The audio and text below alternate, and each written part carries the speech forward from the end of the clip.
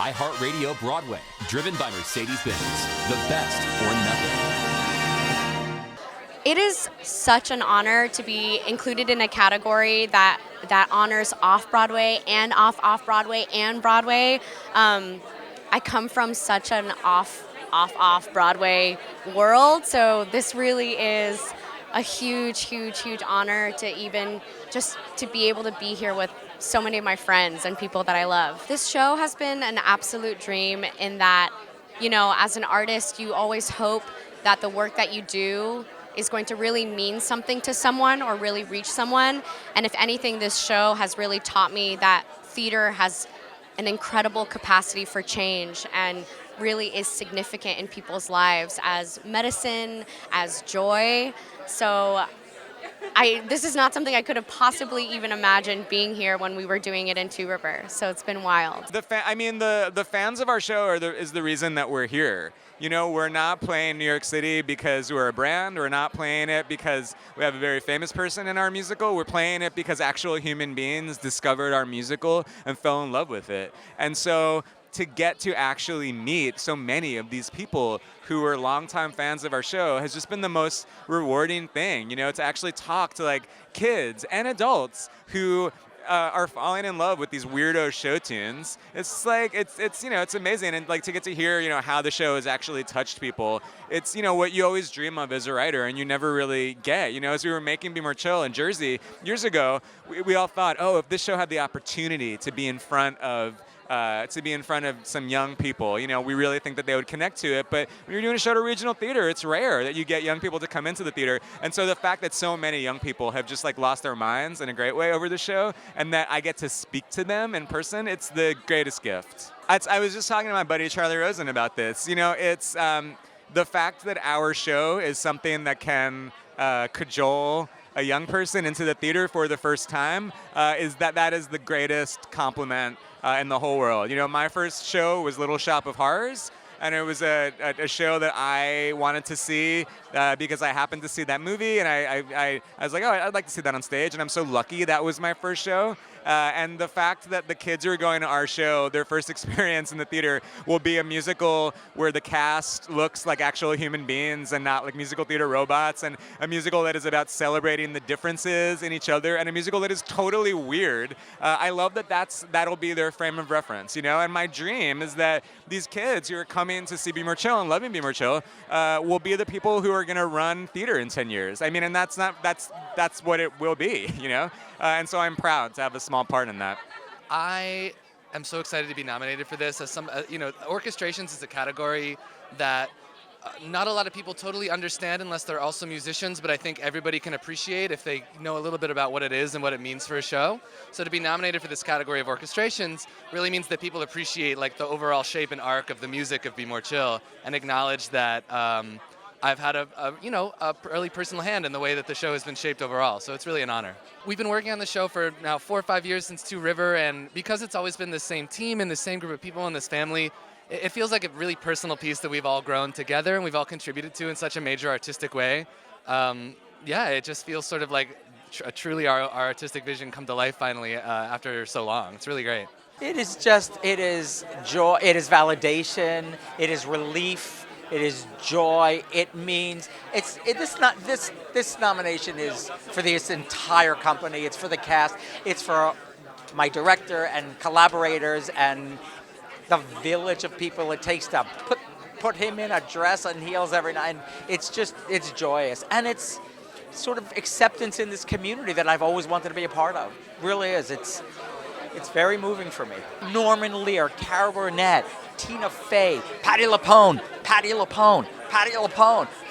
Only because I kept going back to talk to her 3 times. I mean, on and on and on. Billy Crystal, on and on. It's exciting. I mean, it's a perk to meet your idols, but to realize that you're actually their peers is something that you only dream of, and when it actually happens, it's really exciting. But the fan base, I'm surprised because there are younger kids that come to the show, and you see the teenage kids that are laughing, and then an older audience that knows the movie and is laughing, and then people that have never seen the movie So it's really, there's a wide demographic of people that are grasping onto our story and the way we're telling it and taking that journey. Well, I'll say it's unprecedented. We knew going in that Fiddler on the Roof is a classic, so we knew that it had good entertainment value. But the fact that people are finding it so moving and so engaging and so funny, and all kinds of people are identifying with it. Not just old Jewish people, Right. which one would imagine. They love it, of course. They love it, of course, and we love them. Do you find that surprising? About the non-Jews, yes. I mean, our poster child is Christine Ebersol, who has seen the show twice, and both times was a basket case. And she very fondly said, she doesn't speak Yiddish. She didn't understand a single word of it, but it went right to her heart. And she's not alone in being a person who doesn't have a Jewish cultural reference to Fiddler on the Roof, but the message, of course, is universal, and they knew that when they created it. And there is an aspect of it that the more specifically Jewish it is, it opens up to include everyone. And I'm happy to say that even doing it in Yiddish doesn't seem to be a barrier for a universal reaction to this story, which could be anyone at any time, and sadly is not only Jews at this time, but a lot of people in 2019 can absolutely identify with the events of 1905 Russia. I'm amazed in that I think some people who come and see it and are deeply moved, I have to assume or guess that they have something in their way back in their past that maybe they were Russian or maybe they were Jewish or maybe one relative somewhere, but a pinch is enough. Well, that's true. A pinch is enough. I was also surprised that I've spoken to so many people who say it is their first Fiddler. And in some ways, it's like once you go Yiddish, you can't necessarily go back to English.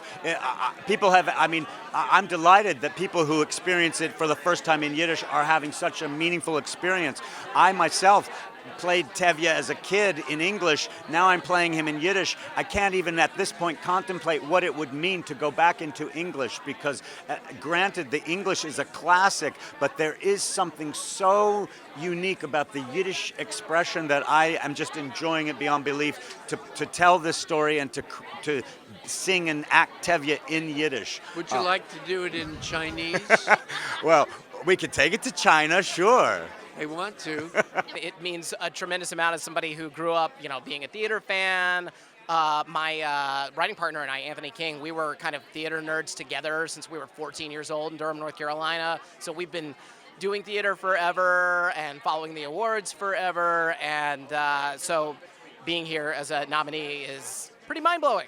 Well, it's been a long process. It takes a long time to make a musical. And in some ways, it feels even longer because the people I made it with, I have been around forever. Anthony and I have been writing together and performing together since high school. Alex Timbers directed our first off-Broadway show, Gutenberg the Musical. And and then it was, 9 years of thinking about Beetlejuice and thinking about how to make it different from the movie and what to respect about the movie, and there's a lot to respect there, and a lot that we did try to honor, but like what the core stuff was, making it emotional, making it more about Beetlejuice and Lydia, that took up a lot of space for a long time, and I'm kind of now it's out there, and I feel like my kid's gone off to college or something. I feel like so much incredible work is happening off Broadway. And there's so much incredible work happening on Broadway too, but the idea that these Drama-Desk nominators saw all of the theater in New York this year and that I get to be sitting here with you is incredibly moving to me. We've been doing these student matinees. The production gives $10 tickets to New York public school kids, so we've been doing these Thursday matinees that are like entirely public school kids, and it has been like one of the great experiences of my life. The other day during a matinee, when Boo Radley is revealed, the audience was like, that's Boo Radley, that's Boo Radley, it's Boo Radley, and erupted into applause, which of course has never happened in an evening show before. And I was like, they actually feel a little bit of ownership over this story because they've read the book, they know they have an imagination about who these characters are. And then to get to put it on stage and then talking to them afterwards. We went to the Bronx to a school that saw the show and they did a mock trial for us.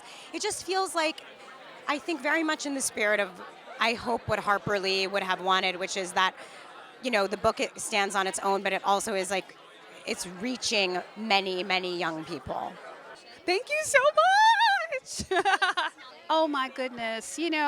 I was saying at the last awards, because I just won a Lucille Lortel, that it's really nice to be acknowledged for the work that I've been doing for so many years. You know what I mean? I don't think definitely not in Carmen Jones that I did more or put more effort into my performance than I did in any other show, but it's really nice. So it's really nice to be nominated and seen and acknowledged for the work that I'm doing. I'm super excited and very, very grateful. To me, it's an amazing recognition of the work I've been doing for the past couple years with the Public Works program at the Public Theater, which is the community-based program that 12th Night was a part of. And that work has taught me so much about community and about why we make art. And I'm coming to the end of sort of like a 3-year period of doing 2 musicals with that program and 3 runs, and so it just feels like a nice culmination of that time. For me, it's all based on the principle that the culture belongs to everyone and that theater shouldn't be a rarefied thing only for some elite folks, and that it's something that we all deserve to not only watch but to take part in. So for me, my roots as a kid growing up in Vermont was doing community theater, and that's how I fell in love with this, and then to get to be a part of that first community theater experience for so many families and people who maybe might not have come to the Delacorte otherwise or been a part of that world. It's just given me a real reason and drive behind what I'm writing. iHeartRadio Broadway, driven by Mercedes-Benz. The best or nothing.